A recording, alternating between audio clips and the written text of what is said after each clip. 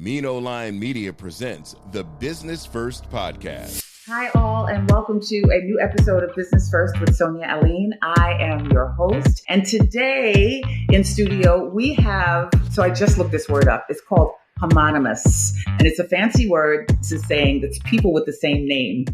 So I'm welcoming to the studio Sonia Francis, who is the CEO and founder of Body Sculpting by Simone. Welcome, Simone. Welcome, Sonia. You go by both names or both? Both. Okay. How are you this evening? I'm great. And yourself? I'm good. Well, thank you for joining us. You have a very interesting business. I was introduced to you last year, right before the end of or actually right in the middle of the holiday season. We actually took a course together, and that is what allowed me to get introduced to your business, Body Sculpting by Simone. And so body work has become really popular today. We know that, particularly if you're on social media, we're getting all sorts of ads and promotions and befores and afters in terms of what people are doing to their bodies. Tell us a little bit about body sculpting and why it's what's very great about your business is most of your work, if not all of your work, is non-invasive, right? And so that's a great advantage for people who are looking to make enhancements or make some changes. So tell us a little bit about what your services offer. So, like you said, one of the main reasons I started it was one for post-op care, because I wasn't seeing a lot of nurses doing post-op care, but also for body sculpting or body contouring, because not everyone's a candidate for surgery. And unfortunately, sometimes it's very easy to put the weight on, but very difficult to take it off. So for those candidates that aren't eligible for surgery, there are options by using body contouring and body sculpting to achieve their body goals. So post-op care, I didn't even realize how important that was until last year. I have a friend of a friend who had some body work done, and she actually traveled with her. She had done it out of the state. And so she actually needed a friend to travel with her and travel back and, make sure that, she was okay. So, I mean, a lot of times when we think about surgery, if you think about a heart condition or some other thing, the whole idea of recovery and recuperation, is a natural. I don't know if people understand the importance of post-op care when you're having cosmetic surgery. Cosmetic surgery is still surgery and still requires some care. So tell us a little bit about what you offer in terms of post-op care and why it's so important. Most people think that having cosmetic surgery is a one and done thing. They're going to achieve whatever goal that they have set, once they have the surgery done. Yeah, it is important and it is a main factor. But if you don't have proper post-op care, you can develop complications. You can reverse the surgery that was done on you. For example, if someone is getting liposuction and they don't get proper post-op care, they can develop complications from that. And then the goal that they have in mind, which they were trying to achieve from the surgery, can be complicated because they're not getting post-op care. You can get seromas. Most surgeons, and I've seen, depending on what part of the country, what state, some of them don't even promote post-op care. Just last week, I met a young lady at my on my job, and she had a tummy tuck, and she didn't know about wearing post-op garments. The surgeon never told her. She had no idea. He's telling her to come in so he can do some more nips and tucks. And I'm like, you don't need to. I said, you first need to start your lymphatic drainage massages, which you usually, anyone that has any type of cosmetic surgery, whether it's on your face, whether it's on your arms, whether it's on your stomach, whether it's on your flanks, you have to have lymphatic drainage massages, because a lot of people don't know that when you're doing liposuction, they're inserting fluid into your body, and that fluid that's in your body does not come out that easily. Some surgeons put drains, and if you don't have a drain, then you would need lymphatic drainage massages, which can reduce the fluid that's within you. So yeah, it's really, really essential. Wow. So you are still meeting people, even with all the news, and even on social media, and even all of the, unfortunately, some of the deaths that have been reported, you're still getting clients who don't understand the importance of having post-op care. Yep. That's scary. Because most people, when they think of cosmetic surgery or having some type of procedure done, they have a picture of either celebrity or someone's body that they saw that they're comparing it to, but they don't remember there's a beginning stage, there's an end stage, but there's also an in-between stage. They didn't just get on the table and ended up the way they ended. I mean, everyone's body is different. So some people may, heal better.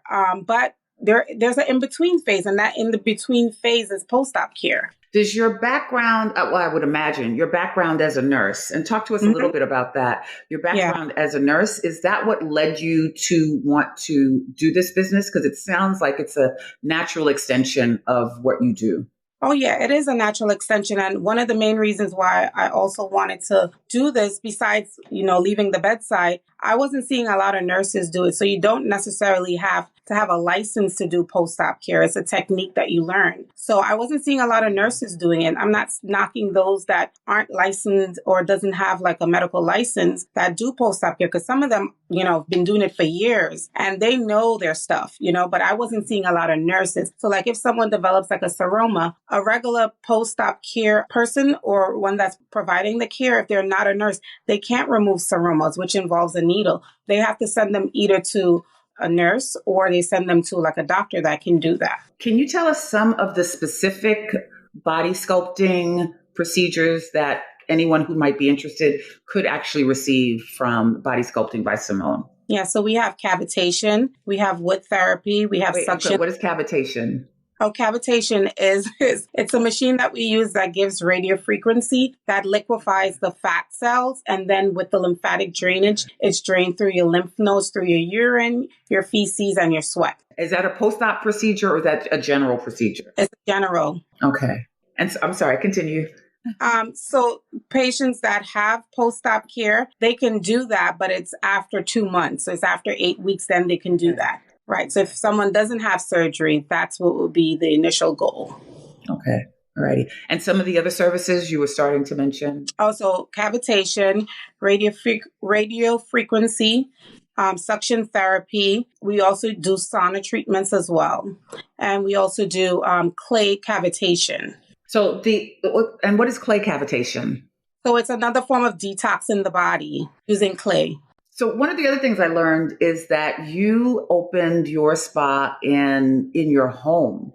And so talk to us a little bit about what, a lot of times, when you think about a home-based business, you don't think of, or you may think of more administrative work or consulting work, but not necessarily developing a spa or a business around body work. What was it that led you to say, you know what, I could do this in my home and create, and I've been there. It's a beautiful place.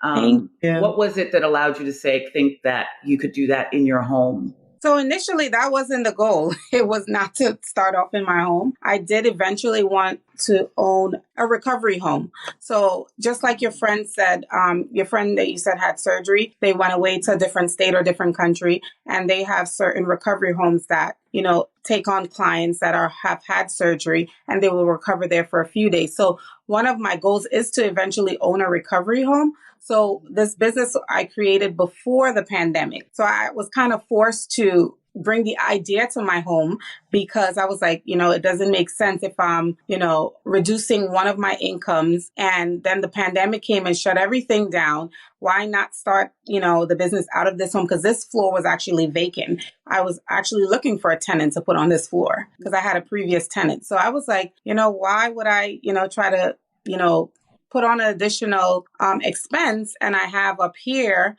with all the stuff that was going on through the pandemic with tenants and people staying and having to go to court. I was like, my boyfriend said to me, why don't you have the business in your home? And I was like, I kind of want to separate home from business. I don't necessarily want to mingle the two. But then when the pandemic and everything happened, it just made sense.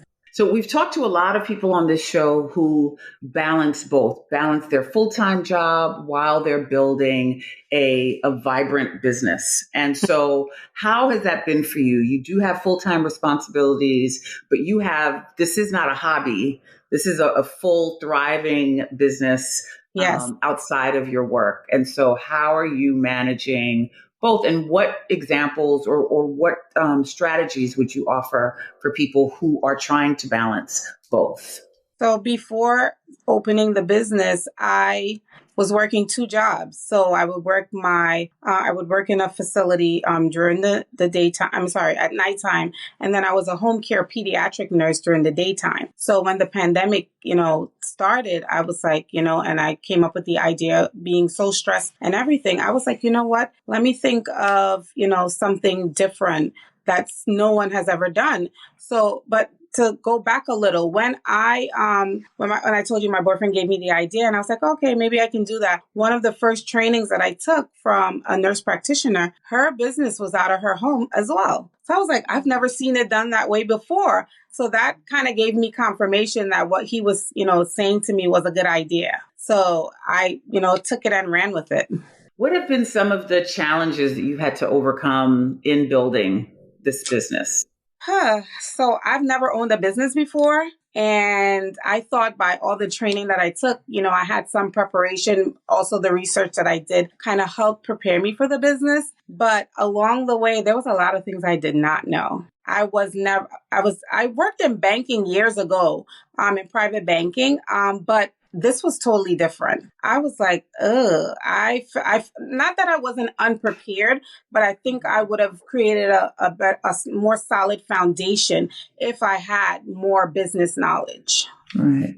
And when you say foundation, is it around finances? Is it around how you started your business? What was it that you said? Looking back, because you were able to do it, but looking back, what would you have done a little differently, or what would you advise someone else? I would have done more research in regards to marketing. So for me, when I opened the business, I didn't want to be the face of my business, to be honest. I wanted the business to thrive. And for people, I didn't think of people falling in love with my personality. And that's how I would, gain more clients or, create a name for myself. I figured when they came to the spa and they met me and we connected, that would be perfect. But when you're opening a business, you have to be the face of the business. You have to build that trust factor. And hiding my face behind a logo does not build a trust factor. So I had to learn that really quickly, that I needed to, be more upfront. I needed to show more of myself, show more of my personality, and for people to learn to trust me, to understand and to get to know who I was. So I would definitely tell someone to make sure, if they have that mindset, to definitely change it. You're also looking to expand on your services. What are some of the things that in the future, or even presently, that people can expect as additions to what you're offering currently? So eventually I want to do IV therapy or IV hydration therapy, possibly Botox. I do want to do some collabs with some plastic surgeons to just get my name out there and to let them know that there is a community out here to support, what they do, as surgeons after the client has, already gone through that process for post-op care. I just want to make more connections. Very good. And so for folks who are interested in connecting with you and getting some body sculpting done, how can we find you and how can we support you? My Instagram is Body Sculpting by Simone on all platforms: Instagram, YouTube, Snapchat, and Facebook. Okay. And your website is? www.bodysculptingbysimone.com. Okay. All righty. Thank you again for stopping by and telling us about your business and informing us about all the wonderful things that you're doing and educating us on some of these processes that are important, but a lot of us don't know about. So we look forward to hearing more about you and watching you grow. And I'm going to definitely schedule an appointment to come see you. Thanks so much. You're awesome. Thank you so much for having me. I really appreciate it. Thank you. And thank you all for listening. We'll be back again next week with another great guest. Take care. The Business First podcast is hosted and produced by Sonia Alleyne. Executive producer Ken Johnson. Find the Business First podcast on Apple Podcasts, Stitcher, Spotify, Odyssey, iHeartRadio, Amazon Music, TuneIn, or wherever you get your podcast. On social media on IG at business_first_podcast. Follow the Mean Old Line Media Podcast Network on IG at Mean Old Line Media. Get the Mean Old Line Media app in the App Store or Google Play. The Business First Podcast is a Mean Old Line Media production.